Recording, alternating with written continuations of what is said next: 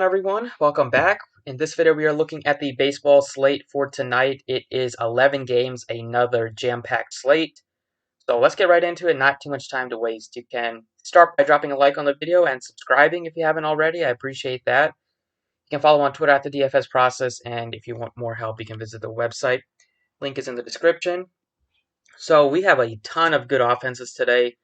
Just looking at some of these totals, there are a lot of teams that have the potential to just go off. I think you can probably start with the White Sox and the Royals game. White Sox 5.7 total facing off against Bolianos, and Sparkman is going to be the long reliever tonight. And then on the other side, you have Gio Gonzalez, who has been pretty bad the last couple of years, and he's going to get a bunch of righties that he's going to be facing off with. Thank God that the Royals are not $2,000 like they were like a couple days ago, because then everybody would be on them. But I'm a little bit more interested on the White Sox side, although I still like some of the Royals. Other stacks that look very appealing are the Yankees against Godley, and we know that the Red Sox bullpen is pretty bad. At least to start the year, they've been bad against the Mets. They got blown up there. I think you could look at the Mets if you want. I don't know if they'll be super popular against Toussaint, but I like the Mets more than the Braves today. I love the Rays today as well, facing off against LeBlanc in Camden Yards, a huge park upgrade. LeBlanc gives up power. The bullpen gives up a lot of home runs. They have a bunch of righties and some righties with power. Do the Rays have, especially Hunter Renfroe, who we will get to? And then if you look at cores, you have a cores slate. Every time there's a cores game, it gets the most ownership out of any game. I think today there's enough other offenses where you can be different and just hope that cores doesn't pop off, because it's going to happen many times during the year that everybody's on cores and you have two pretty poor pitchers. I mean, Lucchesi is pretty good, and Freeland was good in his first start. He was awful last year, but then he was good in 2018, so we don't know what kind of Freeland we're going to get this year. If it is the one that we got 2 years ago, then it's going to be a bit troubling for the Padres, but I don't mind not having too much interest in cores today, just because I like some of the other teams, and it'll allow me to pay up at pitching, because it's when you have Tatis 6,100, Machado 52, Pham 51. Those are the guys you want in stacks, and you're gonna have to go very cheap at pitcher, and pitching is just not that pretty today. So I'm just gonna make sure I get the pitchers right, and then I feel pretty confident that like the White Sox or the Rays could be one, or the Royals could be one of the highest scoring teams on the slate. And then you have the A's. They look good. They're always good against left-handed pitching, especially Pinder, like a 50-something% hard hit rate. Chapman, Laureano, they look pretty good against Cucci, who just gives up home runs, doesn't really do anything. I'll make this video pretty quick just because NBA slate starts soon, and I don't know how many people are interested in baseball today. But at pitching-wise, there's not a lot of good options. Could have played Flaherty, but that game is postponed now. I'm not paying 99 for Julio Urias or 10-8 for Zach Greinke. I'm going with Glasnow at 93. He threw 75 pitches in the first game. I think he can maybe get up into the 80s, or 72 pitches. Maybe he can get up into the 80s, and I'm not too worried about this Baltimore offense. And then the second pitcher I like is Carrasco, 9,200. It's definitely a scary matchup against the Twins, but with the pitching so bad today, you're going to have to take some shots. I mean, I feel confident that Carrasco could still be like the second highest scoring pitcher behind Glasnow than I do with anybody else on the slate, just with a strikeout upside. And we can see that the Twins are very powerful, but they also do strikeouts. There are some strikeouts in there with Cruz and Garver and Sano and Buxton and Marwin Gonzalez. So I think he can at least have a good game, and he's at 9,200, so the price tag is discounted for the matchup.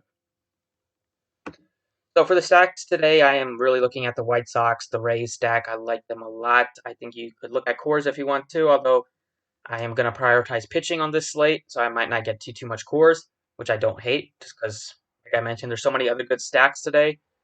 So starting off here at first base, we get Encarnacion at 4,400. I think he looks very solid. If you want to pay up for like Will Myers in cores, you can do that. But I'm looking at like Encarnacion, Abreu at 4,200. You have France is only 38, so he could be a cheap play in cores. But right now I like Encarnacion at 4,400 against Bolianos. Not worried about Bolianos at all, and Sparkman out of the pen is even worse, I think. Look at the White Sox here. Bolianos throws a fastball a lot. Like, I'll go to the White Sox hitters. He throws a fastball a ton, and this team just mashes that pitch. So 50% to both sides of the plate, and you see a ton of green. Encarnacion 288 ISO on that pitch. Eloy Jimenez, Yasmani Grandal, Abreu. There's so much power. Moncada, so much power in this lineup. They're super scary.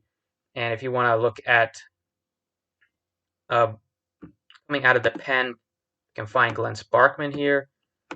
Let's see. Expected to be the long reliever, only a 13% strikeout rate. That is not going to get the job done. He has also throws a fastball a lot, so I feel good about the White Sox today. 4,400 for Grandal. I mean, for Encarnacion, I think is really appealing.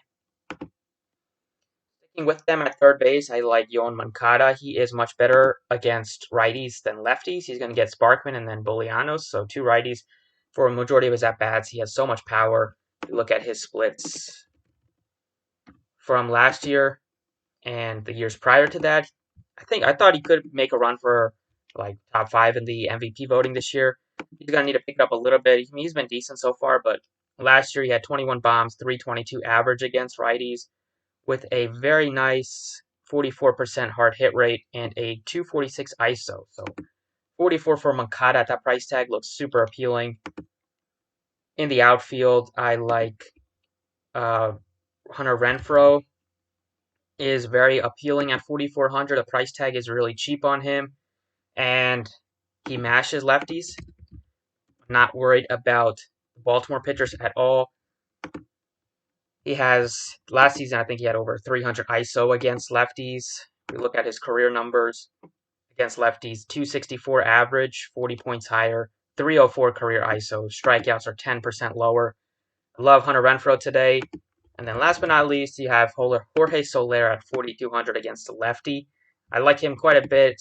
Merrifield is $5,000, so he's a little too expensive, I think.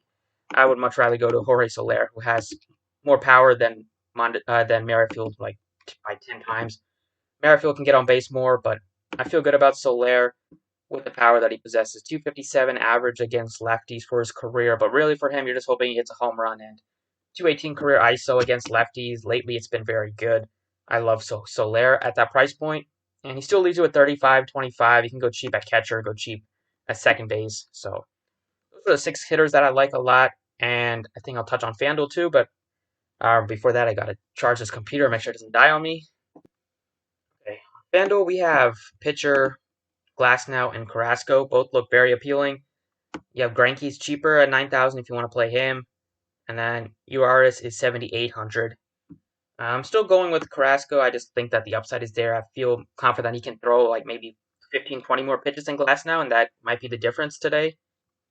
And then I'm still looking at the same stacks that I've mentioned over on Draftkings. So first base, like Encarnacion, is 2,900. That is super appealing, super cheap price point.